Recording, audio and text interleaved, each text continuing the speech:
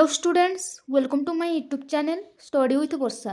पिलामाने आज आम क्लास 4 आउ गोटे नुआ विषय स्टार्ट करवा पढ़ा भल भाव बुझा आउ जाना कौन रही विषय भल भाव बुझीने। ठीक अच्छे कौन दिखाई शिक्षक श्रेणी कोठरी भितर को प्रवेश करने मात्रे समस्त छात्र छात्री प्रणाम करते। विद्यालय जपरी शिक्षक प्रवेश करते भितर को समस्ते नमस्कार गुरुजी बोली कहते ना ना, तो से भली तो छात्र छात्री मैंने समस्ते कहले कौन कहले शुभ सकाळ गुरुजी।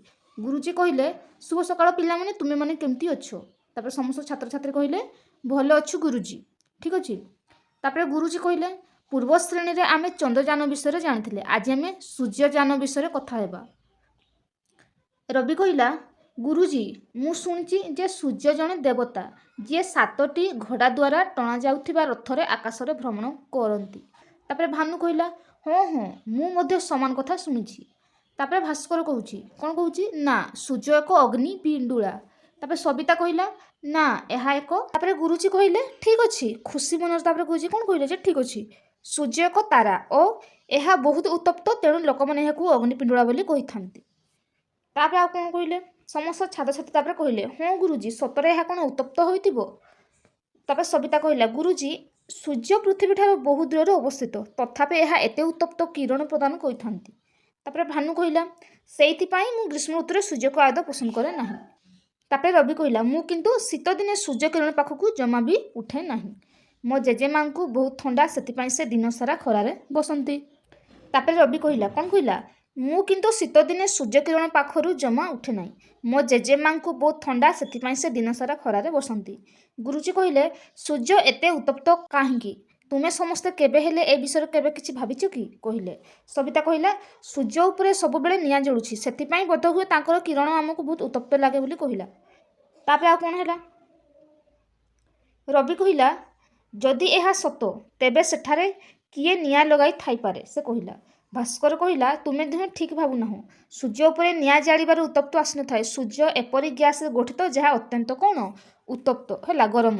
मो बापा गोटे बही पढ़ी मते बुझाउथिले। तापर गुरुजी कहले कौन कहले जे भास्कर ठीक कहिछि सूर्य हेउछि मुख्यतः हाइड्रोजन आउ हीलियम गैस द्वारा गठित एक उत्तप्त पिंड। यह पृथ्वी ठारू आनुमानिक केते 1.5 न्यूटन है 1.5 न्यूटन किलोमीटर दूर से कौन अवस्थित रही। तापर पुणी भास्कर कहले कौन कहला तेबे आमे चंद्र को जीवा परी सूर्य पाखक जाई परिबा कि से कहला। आश्चर्य कि सम शिक्षक ताको चाहि रहिले काको भास्कर को। तापर भानु कहला सेठा को किपरि जीवा जी जीव सी तो जळि जीव एते उत्तप्त जे जी जीव तो से निहाते जळि जीव सेठारे समस्त आश्चर्य हो गले हैला शिक्षक को चाहि किना। तापर भानु कहला सेठा को किपरि जीवा किए जीव सी जळि जीव हैला। भास्कर कहला गुरुजी सूर्य बहुत उत्तप्त सेतिपाई यह चमकुछि बोधे से कहले। शिक्षक कहले हाँ सूर्य पाखरे पहुँचवा सहज नुहे यह चंद्र परी आम पृथ्वीर निकटर नाही यह बहुत दूर अवस्थित जेपरि चंद्रर किछि रहस्य अछि सेहिपरि सूर्यर मध्य किछि रहस्य अछि। एही रहस्य गुड़िक उन्मोचन करने पाई आमर वैज्ञानिक माने आदित्य एलुआन निर्माण करिसेंती कौतूहल सह उपस्थापन करी कहउचंती हैला। तापर समस्त छात्र छात्री आश्चर्य कहउचंती माने आदित्य एलुआन बोले आश्चर्य होइचंती। तापर भास्कर कहला कौन कहला जे गुरुजी एटा पुणी कौन जे जोटा कहले जे आदित्य एलुआन एटा पुणी कौन। गुरुजी कहले भास्कर तुमे निजे हैला ता अर्थ कौन। भास्कर कहला मु किछि बुझी पाइली नाही सर हैला। गुरुजी कहले आदित्यर अर्थ सूर्य पुणी एहार अन्य नाम भास्कर सेहीपरि आउ 2 जण पिला मध्य आदित्य नाम रे ए श्रेणी रे अछंती बोली कहले किए गुरुजी। सविता कहला हाँ मु जानिछि भानु एवं रवि हैला बुझि पाइलो। तापर रवि कहला सविता मध्य सूर्यंकर आ गोटिए नाम बोली कहूछि किए रवि। तापर शिक्षक कहले जे आरे तमे तो बढ़िया कहले तुमे माने सुना पिला आज आमे आदित्य एलुआन विषय जानिबा। भास्कर कहला गुरुजी एहा कौन चंद्रमान परि नुहे कि से कहूछि प्रश्न कहूछि गुरुजी को। तापर गुरुजी कौन कहले हाँ भास्कर आदित्य एलुआन हेउछि चंद्रयान परि समान प्रकार एक महाकाशयान एहार कार्य हेउछि सूर्य विषय तथ्य संग्रह करिबा जेमिति से केउ समय किपरि होई थाए एहा भितरे जळुथिबा नियार उताप केते हैला ताहार प्रभाव पाखरे केमिति होई थाए आम पृथ्वी को केते प्रभावित करि थाए एगुडा सब तार कोन काम होई थाए कहार आदित्य एलुआन। तापर सविता कहला गुरुजी एहा सूर्य निकट पहुँची जाइछि कि बुझसे प्रश्न कहूछि। तापर गुरुजी कहले कौन कहले ସୂର୍ଯ୍ୟଙ୍କ ନିକଟରେ ତ ନୁହେଁ, ଏହା ସୂର୍ଯ୍ୟଠାରୁ ଅନେକ ଦୂରରେ ରହିଛି ହେଲା। ଆଉ ସୂର୍ଯ୍ୟର ଆଶ୍ଚର୍ଯ୍ୟଜନକ ଫଟୋ ଉଠାଇ ପଠାଇଛି, ଯାହା ଦେଖିଲେ ତୁମେ ମାନେ କ'ଣ ଆଶ୍ଚର୍ଯ୍ୟ ହେଇଯିବ ବୋଲି କହିଲେ। ତାପରେ ସବିତା କହିଲା, କ'ଣ କହିଲା, ଗୁରୁଜୀ ଏତେ ପାଖରେ ସେ ତା କ'ଣ ତାର ଉତ୍ତାପରେ ପଡ଼ିଯାଉ ନାହିଁ। ସେ କହୁଛି ଯେ ସେଠି ତ ଏତେ ଗରମ, ଏତେ ଉତ୍ତାପ୍ତ, ସେଠି କ'ଣ ପଡ଼ିଯାଉ ନାହିଁ କି ସେ କହୁଛି। ତାପରେ ଗୁରୁଜୀ କହିଲେ, କ'ଣ କହିଲେ ଗୁରୁଜୀ, ନା ଆଦିତ୍ୟ L1 ସୂର୍ଯ୍ୟଙ୍କ ଦ୍ୱାରା ନଷ୍ଟ ହୋଇପାରିବ ନାହିଁ, କାରଣ ଏହା ଏକ ସୁରକ୍ଷିତ ଦୂରତାରେ ଅବସ୍ଥିତ ରହି ସମୟ ସମୟରେ ଭିନ୍ନ ଭିନ୍ନ ଫଟୋ ଆମକୁ ପଠାଇଥାଏ। ଆଉ କ'ଣ, ତାପରେ ରବି କହୁଛି ଯେ ଗୁରୁଜୀ କିନ୍ତୁ ଏହି ଯାନକୁ ମହାକାଶକୁ କେବେ ପଠାଯାଇଥିଲା ବୋଲି ସେ ପ୍ରଶ୍ନ କରୁଛି। ଗୁରୁଜୀ କହିଲେ, ଆମ ଦେଶର ଭାରତୀୟ ମହାକାଶ ସଂସ୍ଥା ଇସ୍ରୋ, ଯେଉଁଟା ISR କୁହାଯାଉଛି ହେଲା, ଇସ୍ରୋ ଦ୍ୱାରା 2023 ମସିହା ସେପ୍ଟେମ୍ବର ମାସ 2 ତାରିଖ ଦିନ ଆଦିତ୍ୟ L1 ଉତ୍କ୍ଷେପଣ ହୋଇଥିଲା ହେଲା। ଉତ୍କ୍ଷେପଣ କରାଯାଇଥିଲା, ଯାହା ପୁରା ବିଶ୍ୱବାସୀଙ୍କୁ ଚକିତ ଆଉ ସ୍ତମ୍ଭିତ କରିଦେଇଥିଲା। ଏହି ଯାନ ସେଠାରେ ପ୍ରାୟ କେତେ ବର୍ଷ, 5 ବର୍ଷ ପର୍ଯ୍ୟନ୍ତ ସୂର୍ଯ୍ୟ ଚାରିପଟେ ଘୁରିବା ସହ ସୂର୍ଯ୍ୟଙ୍କର ଫଟୋ ସହ ରହସ୍ୟ ଉନ୍ମୋଚନ କରିବ। କିଏ, ଆଦିତ୍ୟ L1, ଯେଉଁଟା ଆମେ ଇସ୍ରୋ ବୋଲି କହୁଛେ, ଇସ୍ରୋ ଦ୍ୱାରା କରାଯାଇଥିଲା। ତାପରେ ଭାନୁ କହିଲା, ଭାନୁ କ'ଣ କହୁଛି ଯେ ସବୁ ଠିକ୍ ଯେ କିନ୍ତୁ ଆଜି ପର୍ଯ୍ୟନ୍ତ ସୂର୍ଯ୍ୟଙ୍କୁ ଭଲ ଭାବରେ ଦେଖିନାହିଁ।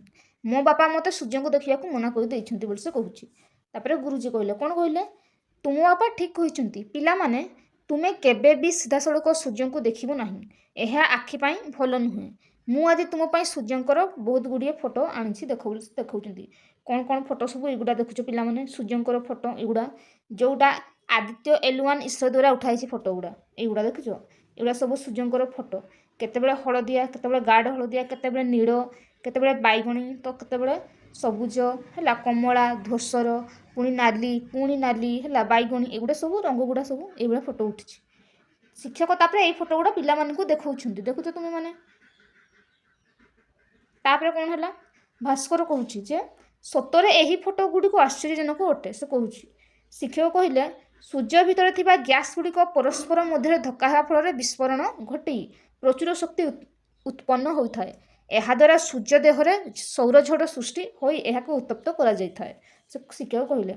ତାପରେ ସମସ୍ତ ଛାତ୍ରଛାତ୍ରୀ କହୁଛନ୍ତି, କ'ଣ କହୁଛନ୍ତି, ଗୁରୁଜୀ ଆଜି ବହୁତ କିଛି ନୂଆ କଥା ଆମେ ଜାଣିକିନା ଖୁସି ହେଲୁ।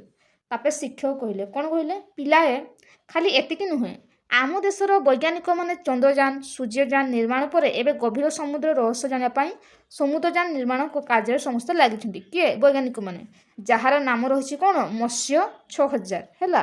ଏହି ଯାନ ମାଧ୍ୟମରେ 2026 ମସିହାରେ ବଙ୍ଗୋପସାଗର 6000 ମିଟର ଗଭୀରକୁ ଯାଇ ବିଭିନ୍ନ ତଥ୍ୟ ଅନୁସନ୍ଧାନ କରିବାର ଲକ୍ଷ୍ୟ କରାଯାଇଛି ବୋଲି କୁହାଯାଇଛି। ଆଉ କ'ଣ କହୁଛନ୍ତି, ତାପରେ ସମସ୍ତ ଛାତ୍ରଛାତ୍ରୀମାନେ ଏକ ସ୍ୱରରେ କହିଲେ, କ'ଣ କହିଲେ, ଗୁରୁଜୀ ଆମେମାନେ ବଡ଼ ହେଲେ ଜଣେ ଜଣେ ବୈଜ୍ଞାନିକ ହେବୁ, ନୂଆ ନୂଆ ତଥ୍ୟ ଉନ୍ମୋଚନ କରି ଦେଶ ଆଉ ଜାତିର ଟେକ ରଖିବୁ ବୋଲି କହିଲେ। କିଏ, ସମସ୍ତ ଛାତ୍ରଛାତ୍ରୀମାନେ। ତାପରେ ଯିବା ପ୍ରଶ୍ନ ଉତ୍ତରକୁ। ପ୍ରଶ୍ନ ଉତ୍ତର କ'ଣ ଦିଆଯାଇଛି ଦେଖିବା। 1 ନମ୍ବର ପ୍ରଶ୍ନର କ'ଣ ଦିଆଯାଇଛି, କ ନମ୍ବରରେ, ବୈଜ୍ଞାନିକମାନେ ଆଦିତ୍ୟ L1 କାହିଁକି ନିର୍ମାଣ କଲେ? ସୂର୍ଯ୍ୟଙ୍କ ବିଷୟରେ ଗବେଷଣା କରିବା, ସୂର୍ଯ୍ୟର ରହସ୍ୟ ଗୁଡ଼ିକୁ ଉନ୍ମୋଚନ କରିବା ଏବଂ ସୂର୍ଯ୍ୟ ସମ୍ବନ୍ଧୀୟ ତଥ୍ୟ ସଂଗ୍ରହ କରିବା ପାଇଁ ବୈଜ୍ଞାନିକମାନେ ଆଦିତ୍ୟ L1 ନିର୍ମାଣ କଲେ। ଠିକ୍ ଅଛି, ଏଗୁଡ଼ା ସବୁ ଲେଖିବ ଏଠି କ ନମ୍ବରରେ, ଏତ ଜାଗା ଧରିବ, ନହେଲେ ଲେଖିଦେଇଥାନ୍ତି। ତାପରେ ଖରେ କ'ଣ ଦିଆଯାଇଛି, ଆଦିତ୍ୟ L1ର କାର୍ଯ୍ୟ କ'ଣ, କ'ଣ କ'ଣ କାର୍ଯ୍ୟ ଆଦିତ୍ୟ L1ର? ଆଦିତ୍ୟ L1ର କାର୍ଯ୍ୟ ହେଉଛି ସୂର୍ଯ୍ୟ ଚାରିପାଖରେ ଘୁରି ସୂର୍ଯ୍ୟଙ୍କ ବିଷୟରେ ତଥ୍ୟ ସଂଗ୍ରହ କରିବା ଆଉ ବିଭିନ୍ନ ବିଭିନ୍ନ ଫଟୋ ଉଠାଇ ପଠାଇବା ଏବଂ ସୂର୍ଯ୍ୟର ରହସ୍ୟ ଗୁଡ଼ିକ ଉନ୍ମୋଚନ କରିବା। ଏଗୁଡ଼ା ହେଉଛି ଆଦିତ୍ୟ L1ର କ'ଣ କାର୍ଯ୍ୟ ଅଟେ। ତାପରେ ଗ ନମ୍ବର କ'ଣ ଦିଆଯାଇଛି, ଆମ ଦେଶରେ ଥିବା ମହାକାଶ ଗବେଷଣା ସଂଗଠନର ନାମ କ'ଣ? ଯାହାକୁ ଆମେ ଇସ୍ରୋ ବୋଲି କହୁଛେ ହେଲା, ଭାରତୀୟ ମହାକାଶ ସଂସ୍ଥା, ଏଠି ଯେଉଁଟା ଇସ୍ରୋ ବୋଲି କହୁଛେ। ଠିକ୍ ଅଛି। ତାପରେ କ'ଣ ପ୍ରଶ୍ନ ଦିଆଯାଇଛି, ସୌରଝଡ଼ କିପରି ସୃଷ୍ଟି ହୁଏ? ସୂର୍ଯ୍ୟ ଭିତରେ ଥିବା ଗ୍ୟାସ୍ ଗୁଡ଼ିକ ପରସ୍ପର ମଧ୍ୟରେ ଧକ୍କା ହେବା ଫଳରେ ବିସ୍ଫୋରଣ ଘଟି ପ୍ରଚୁର ଶକ୍ତି ଉତ୍ପନ୍ନ ହୋଇଥାଏ। ଏହାଦ୍ୱାରା ସୂର୍ଯ୍ୟ ଦେହରେ ସୌରଝଡ଼ ସୃଷ୍ଟି ହୋଇଥାଏ। ଏଗୁଡ଼ା ସବୁ ଲେଖିବ, ମୁଁ ଯାହା ଡାକିଛି। ଠିକ୍ ଅଛି। ତାପରେ 1 ନମ୍ବର ଯିବା, ମତ୍ସ୍ୟ 6000 କହିଲେ କ'ଣ ଆମେ ବୁଝୁଛେ ହେଲା, କ'ଣ ବୁଝୁଛେ, ମତ୍ସ୍ୟ 6000 ହେଉଛି ଗଭୀର ସମୁଦ୍ରର ରହସ୍ୟ ଜାଣିବା ପାଇଁ ଭାରତୀୟ ବୈଜ୍ଞାନିକମାନଙ୍କ ଦ୍ୱାରା ନିର୍ମିତ ଏକ ସମୁଦ୍ରଯାନ, ଯାହା ମାଧ୍ୟମରେ ସମୁଦ୍ର 6000 ମିଟର ଗଭୀରକୁ ଯାଇ ବିଭିନ୍ନ ତଥ୍ୟ ଅନୁସନ୍ଧାନ କରାଯିବ। ଏଗୁଡ଼ା ହେଉଛି ମତ୍ସ୍ୟ 6000। ଆଉ କ'ଣ କୁହାଯାଇଛି, ନେକ୍ସଟ ପ୍ରଶ୍ନକୁ ଯିବା। ନେକ୍ସଟ ପ୍ରଶ୍ନରେ କ'ଣ ଦିଆଯାଇଛି ଦେଖିବା। 2 ନମ୍ବରରେ କ'ଣ ଦିଆଯାଇଛି, ପ୍ରଶ୍ନଟି ଦିଆଯାଇଛି ଯେ ସୂର୍ଯ୍ୟଙ୍କୁ ସକଳ ଶକ୍ତିର ଆଧାର କାହିଁକି କୁହାଯାଏ? ଯେ ସୂର୍ଯ୍ୟଙ୍କ ଠାରୁ ଆମେ ଆଲୋକ ଆଉ ଉତ୍ତାପ ମିଳିଥାଏ। ପୃଥିବୀରେ ଜୀବଜଗତ ବଞ୍ଚି ରହିବା ପାଇଁ ଉଦ୍ଭିଦର ଖାଦ୍ୟ ପ୍ରସ୍ତୁତି ପାଇଁ ଏବଂ ପୃଥିବୀର ସମସ୍ତ ପ୍ରକାରର ଶକ୍ତି ପାଇଁ ସୂର୍ଯ୍ୟକିରଣ ଅପରିହାର୍ଯ୍ୟ ଅଟେ। ସୂର୍ଯ୍ୟଙ୍କ ବିନା ଜୀବ ସୃଷ୍ଟି ସମ୍ଭବ ନୁହେଁ, ତେଣୁ ସୂର୍ଯ୍ୟଙ୍କୁ ଆମର ସକଳ ଶକ୍ତିର ଆଧାର ବୋଲି କୁହାଯାଇଥାଏ। ଏଠି ଲେଖିବ ତୁମେ, ଠିକ୍ ଅଛି। ଏଗୁଡ଼ା ସବୁ ଲେଖିବ। ତାପରେ ଯିବା ନେକ୍ସଟ କ୍ୱେଶ୍ଚନ କ'ଣ ଅଛି ଦେଖିବା। 3 ନମ୍ବର କ'ଣ ଦିଆଯାଇଛି ଯେ ସକଳ ସୂର୍ଯ୍ୟ କିରଣ ସଂସ୍ପର୍ଶରେ ଆମେ ଆସିବା ଦ୍ୱାରା ଆମ ଶରୀରର କ'ଣ ଲାଭ ହୁଏ ଲେଖ।